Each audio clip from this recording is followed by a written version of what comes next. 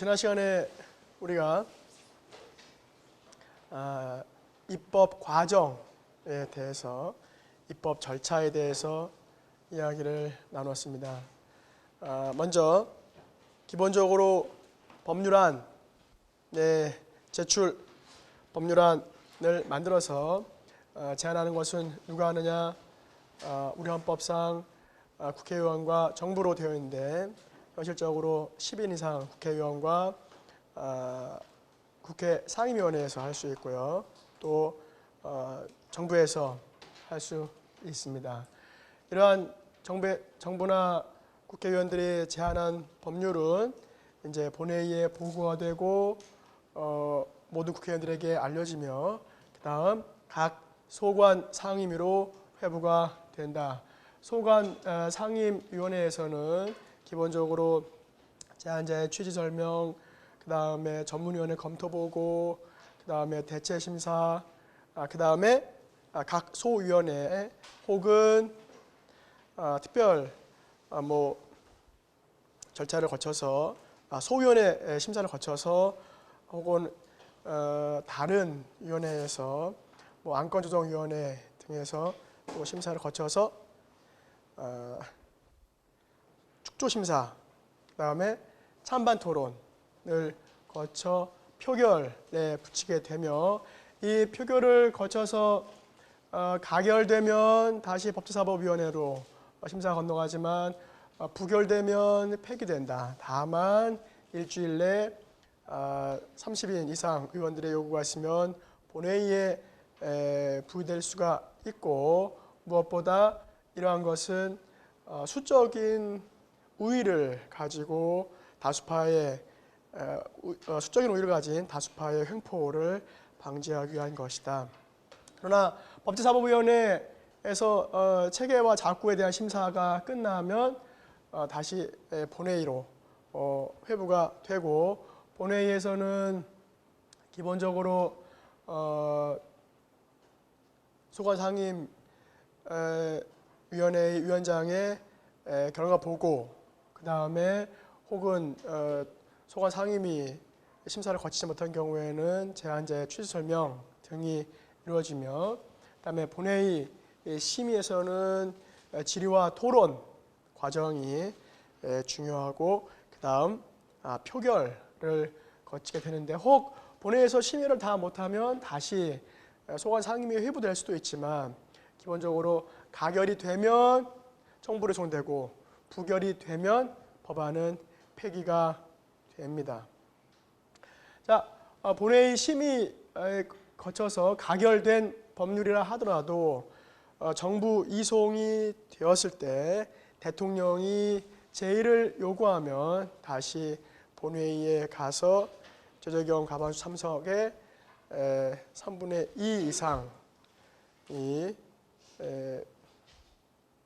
재결을 해야만 다시 법률로서 확정이 되고, 이는 정부로 정된 지 일반적인 법률하는 경우에는 15일, 그다음에 재의결이 된 경우에는 5일 내에 정부가 대통령이 공포를 해야 합니다. 법률안의 효력 발생과 관련해서는 한 가지, 여러분들 제가 지난 시간에 법조문 조심해서 읽으라고 말씀드렸죠. 헌법 제53조 7항을 보시면 법률은 특별한 규정이 없는 한이라고 했습니다. 그러니까 원칙적으로는 법률 내에 규정이 있으면 그 법률의 규정대로 효력을 발생하는 것이지, 그냥 무조건 법률은 20일이 지나면 효력을 발생한다, 이것은 전제를 빼먹은 잘못된 생각이다라고 하는 점, 그 점을 주의해 주시기 바라고요. 다음에 공포한 날로부터 20일을 경과물로서 효력을 발생한다. 그리고 우리 법공법에는 국민의 권리와 의무와 관련돼서는 30일 이상이라고 규정을 해놓고 있습니다. 여기까지가 지난 시간에 우리가 다루었던 법률의 입법 제정 과정, 입법 절차에 관한 내용이었습니다. 이 관련돼서 혹시 의문, 공부하다가 이상한 거 있으면 질문. 오케이. 그러면 오늘은 계속 이어서 이러한 의회의 국회의 입법 권에 대한 통제에 관한 내용을 다루도록 하겠습니다. 먼저 국회의 입법권에 대한 통제는 다른 국가기관이 할 수 있죠. 첫 번째로 이미 우리가 입법 절차에서 이야기했던 대통령이 국회 입법 권한 행사에 대해서 마지막 단계에서 정부로 이송된 법률에 대해서 제의를 요구함으로써 입법권에 대한 통제를 할 수 있습니다. 대통령은 어느 때 법률안에 대한 제의를 요구할 수 있습니까? 라고 할 때 사실 헌법조문이나 법률에는 아무런 내용이 없습니다. 그렇다고 한다면 언제 제의를 요구할 수 있어요? 예컨대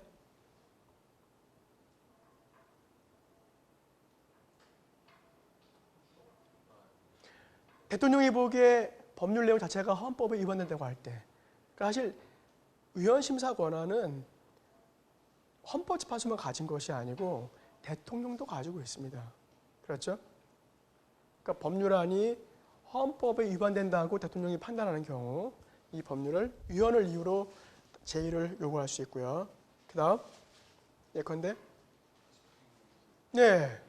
집행할 수가 없어. 우리는 그만한 조직과 절차를 갖추고 있지 않아. 예산도 없어. 등등등 집행을 하기 어렵다고 하는 이유가 될 수도 있고요. 그 밖에 대통령이 추진하고는 정책과 입장이 다를 때 등등등이 기본적으로 법률안을 거부할 수 있는 이유가 되겠습니다. 법적이든 정치적이든 어떤 이유든지 간에 대통령은 거부권을 행사할 수가 있다. 이에 대해서는 우리 헌법에는 법률에 특별한 규정이 없기 때문에 통제할 수가 있습니다. 물론 의회에서 국회에서 당연히 이러한 제의 요구에 대해서 제적 과반수 그다음에 출석의원 3분의 2 이상의 의결로 제의 요구를 극복할 수는 있습니다. 또 우리 헌법 제107조를 보시면 대법원이 위헌이라고 생각되는 법률에 대해서는 위헌법률 심판을 신청할 수가 있습니다. 그러니까 법률을 재판에 적용하지 않고 헌법재판소에 위헌에 대한 판단을 요청할 수가 있습니다. 또 세 번째로 헌법재판소가 위헌 법률이 논란이 되었을 때 이에 대한 판단을 함으로써 입법 내용에 대한 통제를 할 수가 있다. 자, 국가기관상으로는 이 세 국가기관이 입법권을 통제할 수가 있는데 이러한 입법에 있어서 국회의 입법 과정을 통제할 수 있느냐와 그 입법의 내용을 통제할 수 있느냐로 다시 크게 두 가지를 분리해서 볼 수 있겠습니다. 먼저 국회의 입법 절차에 대한 통제 가능성입니다. 기본적으로 입법권은 국회에 있기 때문에 국회 내에서 입법을 어떻게 하느냐라고 하는 것은 한편으로는 국회의 자율성에 관한 문제입니다. 그렇죠? 대통령이 집행 권한을 행사하는 데 있어서 행정부 내부의 집행 절차를 어떻게 형성하느냐 내지 또 어떤 과정을 거쳐서 또는 어떤 것을 가지고 집행하느냐 하는 것이 대통령의 고유한 권한인 것처럼 각 국가기관은 내부에 고유한 권한을 가지고 있다고 볼 수가 있습니다. 우리가 권력분립 원칙에 있어서 권력분립 원칙은 기본권 보장을 위한 것이기 때문에 엄격한 권력분립 자체가 목적은 아닙니다. 원래 권력분립은 기본권 보장을 위한 권력기관 상호 간의 견제와 균형을 통한 국정 운영이 필요한 거예요. 그렇기 때문에 다른 국가기관에 대해서 일반 국가기관이 내부의 핵심적인 권한까지 통제할 수 있다고 한다면 그거는 권력분립 원칙이라고 보기가 어렵습니다. 그렇다고 할 때 국회 내부의 자율 권한에 해당되는 그러한 내용을 외부 기관이 얼마나 통제할 수 있느냐, 이게 상당히 중요한 문제라고 할 수 있겠습니다. 기본적으로 입법 절차에 관해서도 외부 기관이 통제할 수 있느냐에 대해서는 인정설과 부정설로 나눌 수 있는데, 핵심은 인정설은 국가기관이라 하더라도 내부의 헌법과 법률에 위반되는 절차를 통해서 의사결정이 이루어진다면 그것은 문제가 있다라고 보는 입장이고요.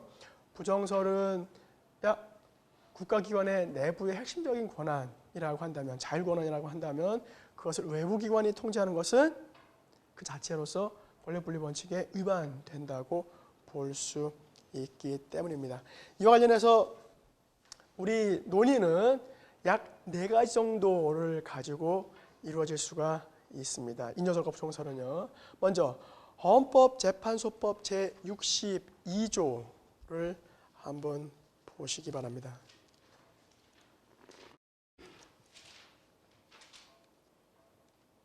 헌법재판소법 제62조를 보시면요. 권한쟁의 심판 중, 헌법재판소의 권한쟁의 심판에 있어서 권한쟁의 심판의 종류는 다음 각호와 같다라고 했고요. 제1호에 국가기관 상호 간의 권한쟁의 심판에 있어서 국회, 정부, 법원, 중앙선거관리위원회 상호 간의 권한쟁의 심판이라고 했습니다.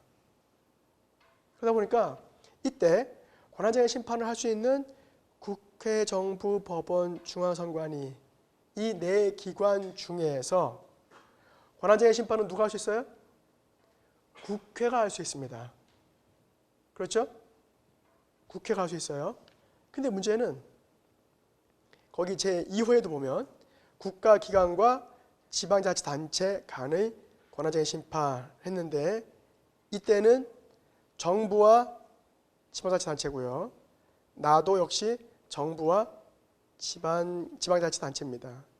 그러니까 여기서 가만 보면 국회나 법원이 아니라 정부와 지방자치단체, 즉 중앙정부와 지방정부 간의 문제가 될 수 있고요. 결국 1호가 국가기관의 권한쟁의 심판인데 1호에는 국회, 정부, 법원, 선관위, 중앙선관위. 그러면 국회는 국회로서 권한쟁의 심판을 할 수 있는 것인데 이 조항이 열거조항이라고 한다면 권한쟁의 심판에 있어서 소송 권한을 갖는 것은 국회밖에 없습니다. 그런데 입법 절차의 과정에 관한 문제는 국회의원과 국회의장 간의 충돌. 예컨대 국회의장은 회의를 그냥 속게 하려고 하고요.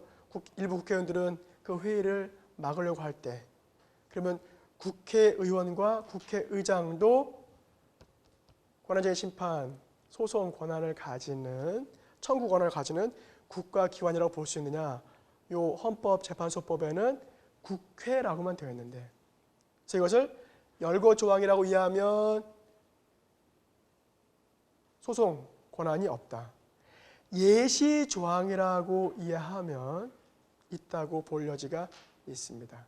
두 번째, 국회의 내부 기관인 국회의장과 국회의원도 국가기관이라고 보는 경우에는 권한쟁의 심판의 소송 권한이 있다고 볼 수 있는데, 단순히 국회라고 하는 국가기관의 내부 부분이라고 한다면, 내부 기관이라고 한다면 그것은 더 이상 국가기관이라고 보기가 어렵지 않겠느냐. 그렇다고 한다면 소송 권한 가지기가 어렵겠다.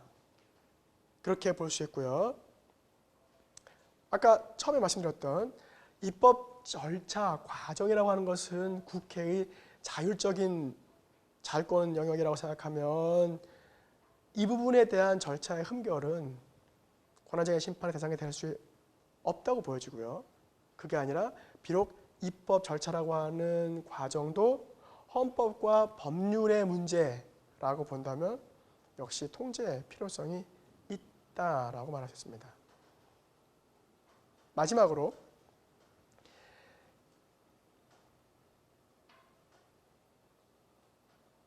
권한쟁의 심판을 규율하는 이 헌법재판소법의 제정, 개정, 폐지는 누가 해요? 주성군?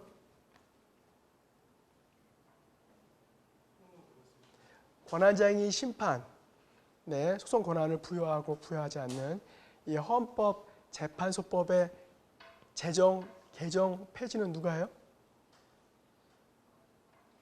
국회가 해요. 그러니까 만약에 국회에서 국회의원과 국회의장 간의 권한쟁의 심판을 허용하고 싶으면 어떻게 하면 돼요? 헌법재판소법을 개정해서 해결하면 됩니다. 그런데 왜 개정 안 하니? 권한 자체가 국회 니네한테 있으니까 국회의원과 국회의장 간의 권한쟁의 심판하고 싶으면 법률 개정하면 돼. 이건 입법의 불비지 다른 문제가 아니야. 니네가 안 하는 거야. 이런 반론이 가능하고요. 반대로 아니. 그런데 만약에 국회의장과 국회의원 간의 권한쟁의 심판이 발생한다면 주로 누가 권한쟁의 심판을 제기하겠어요? 국회의장이 아니라 국회의원이. 어떤 국회의원? 다수당 국회의원 아니면 소수당 국회의원? 소수당 국회의원. 소수당 국회의원들이 그 법률을 개정하자고 할 수 있어요? 결국은 소수파 의원들의 요구에 따른 이 권한쟁의 심판에 있어서 소수 의원들의 권한쟁의 심판 인정은 현실적으로 불가능하기 때문에 헌법재판소가 이 문제를 판례로서 해결해 줘야 한다. 이런 인정론과 부정론의 갈등이 있습니다. 우리 헌법재판소는 초기에는 국회의 내부 문제에는 가능한 개입하지 않는 것을 원칙으로 삼았던 것 같습니다. 예컨대 상임위원회 의원들의 그 사보임, 사임, 보임, 개임 이 관계에 대해서 헌법재판소가 직접 통제하려고 하는 것을 억제했습니다. 그리고는 그것은 국회 내부의 자율적인 문제로 용인을 해왔다. 하지만 입법 절차에 있어서 소위 날치기와 관련된 혹은 의사 강행, 진행과 관련된 부분에 있어서 입법 절차의 흠결에 대해서 헌법재판소는 점차 이에 대한 통제를 하는 것으로 변경되어 왔습니다. 그래서 우리 헌법재판소는 기본적으로 판례를 보면 초기 판례는 국회의 입법 절차에 대해서 개입하지 않고 자율권을 인정한 판례가 있는가 하면 최근에 와서는 명백한 법률 위반의 경우에는 이를 통제하는 판례들이 있어 왔습니다. 예컨대 우리 이미 이제 절차 시간에 배웠지만 국회법 93조는 기본적으로 위원회의 심사를 거치지 않은 법률에 대해서는 어떻게 하도록 되어 있어요? 위원회의 심사를 거쳤으면 질의와 토론 중에 하나를 생략할 수 있는데 심사를 거치지 않았으면 이를 반대 해석하면 질의와 토론 중에 하나를 생략할 수가 없습니다. 그렇죠? 그러다 보니까 위원회 심사를 거치지 않았음에도 불구하고 질의와 토론을 생략한 경우에는 국회의원의 표결권과 심의권을 침해한 것으로 볼 수 있었다. 한 가지 우리 헌법재판소 판례와 관련돼서 이제 중요한 문제가 있습니다. 헌법재판소가 국회의 입법 과정에 대해서는 위헌, 위법 여부를 판단합니다. 그러니까 국회의원들의 심의 표결권이 침해되었다. 자, 우리 지난 시간에 예를 들었던 방송법, 신문법 의결 과정에서 질의 토론하실 분 있습니까? 그랬더니 질의 토론이 있습니다라고 말한 게 아니라 무효, 온갖 이제 욕설과 거친 말들이 난무하고 결국은 질의 토론 없이 투표를 했어요. 그런데 투표 종료했는데 정족수가 부족했습니다. 그래서 부결된 거예요. 그런데 이것을 부결이라고 안 하고 표결의 불성립이라고 해서 다시 재투표해가지고 결국 수적인 우위로 의결을 시켰습니다. 이에 대해서 헌법재판소는 국회의원들의 심의 표결권에 대한 침해는 인정했습니다. 그러면 절차적 흠결을 가진 이 법률의 효력은 나타난 거냐? 효력은 인정할 거냐? 제가 지난 시간에 강의할 때 법률의 효력은 언제 발생한다고 그랬어요? 국회의 의결을 거쳐서 그 다음에 정부에 이송이 되고, 자, 성립은 의결을 거쳐서 이송이 되어서 대통령이 제의를 요구하지 않는 한 일정 기간이 지나면 법률은 성립한다고 했습니다. 그러면 이 절차적 흠결이 있는 법률은 성립한 거냐에 대해서 이제 국회의원들의 심의 표결권을 침해했다고 헌법재판소가 확인했음에도 불구하고 국회의장이 그냥 오케이 침해했어. 근데 뭐 어쩌라고? 법률은 이미 의결했는데 정부를 이송했어요. 정부 그냥 공포했습니다. 그러면 이 법률의 효력을 인정할 수 있는 것이냐? 자, 절차상 흠결이 있는데 효력을 인정할 것이냐의 문제입니다. 보통 우리 공법상 어떤 진행 과정들을 보면 절차상 흠결들이 이제 있다고 한다면 그 효력이 부정되는 경우가 많이 있습니다. 그런데 우리 헌법재판소는 절차상 흠결은 인정할 수 있어도 효력에 관한 판단은 헌법재판소의 권한이 아니라고 보는 것이 다수견입니다. 그러다 보니까 효력에 대해서는 국회의 자율권을 존중한다고 언급했습니다. 자, 이러한 절차적 통제 말고 그러면 내용적 통제는 어떻게 할 수 있느냐? 기본적으로 우리 국민의 대표 입법자가 만든 법률이라 하더라도 그 법률은 헌법에 위반되면 안 됩니다. 그래서 그것을 헌법 적합성이라고 말합니다. 처음에 국민주권, 민주주의 원리가 발생할 당시에는요, 헌법 적합성은 사실 큰 주제가 아니었습니다. 중요한 것은 국민주권 때문에 민주적 정당성을 갖는 국민의 대표에 의한 입법에 대해서는 이를 통제할 만한 다른 권한은 상상할 수가 없었습니다. 그래서 영국의 경우 감히 국민의 대표가 만든 법률에 대한 위헌 심사라는 것은 있을 수가 없었어요.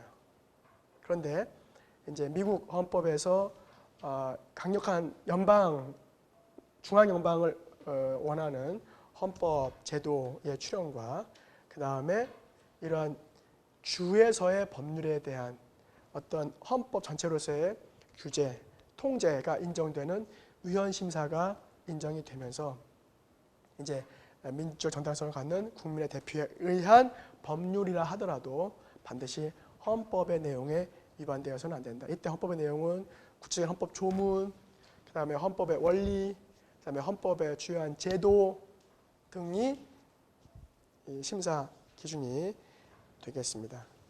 한 가지 우리 헌법 제6조에 따르면 소위 말하면 이제 국제법 존중주의에 따라서 법률의 내용이 국제법을 존중해야 된다라고 하는데 사실상 이 부분은 주권에 관한 문제도 함께 관련되었기 때문에 쉽게 외부에서 우리 헌재도 조약 위반을 이유로 법률에 대한 위헌 이런 걸 따진 거는 거의 없는 것 같고요. 다만 이제 법률 효력에 대해서 대법원이 국제법을 좀 더 우선해서 효력을 우선해서 적용할 수는 있겠지만 법률의 무효를 인정하기에는 쉽지 않지 않은가.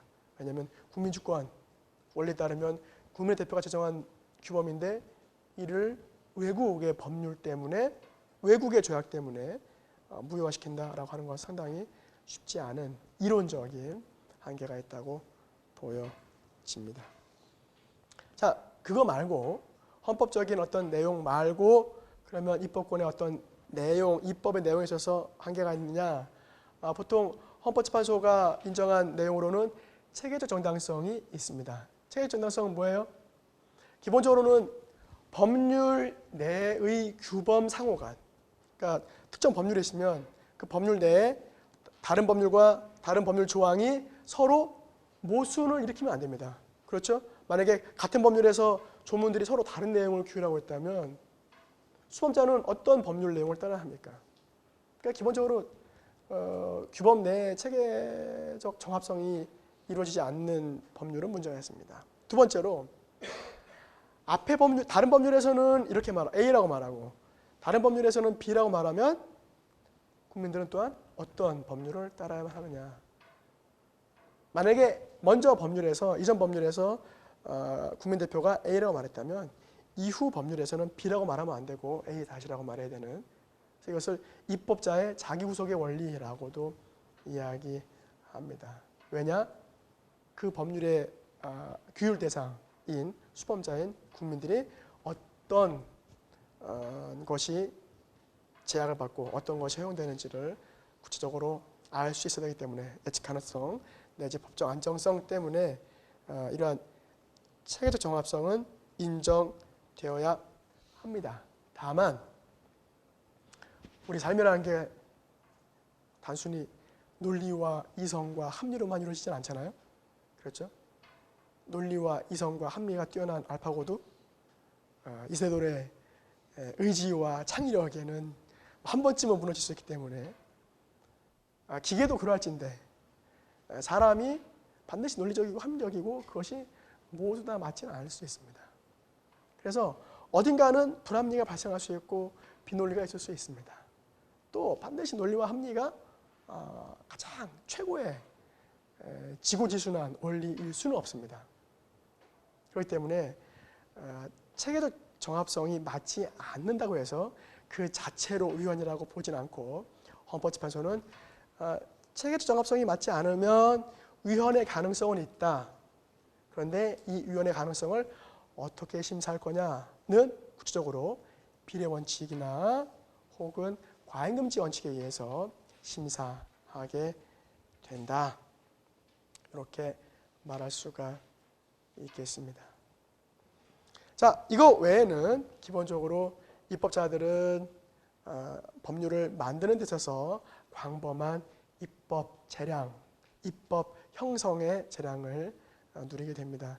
이때 입법 형성의 재량이 어느 정도까지냐에 관한 문제는 아직은 일반적으로 어떤 기준을 가지고 말할 수가 없는 것 같습니다. 예컨대 국민의 자유와 권리가 제한되는 부분에서는 입법 형성의 재량이 줄어든다.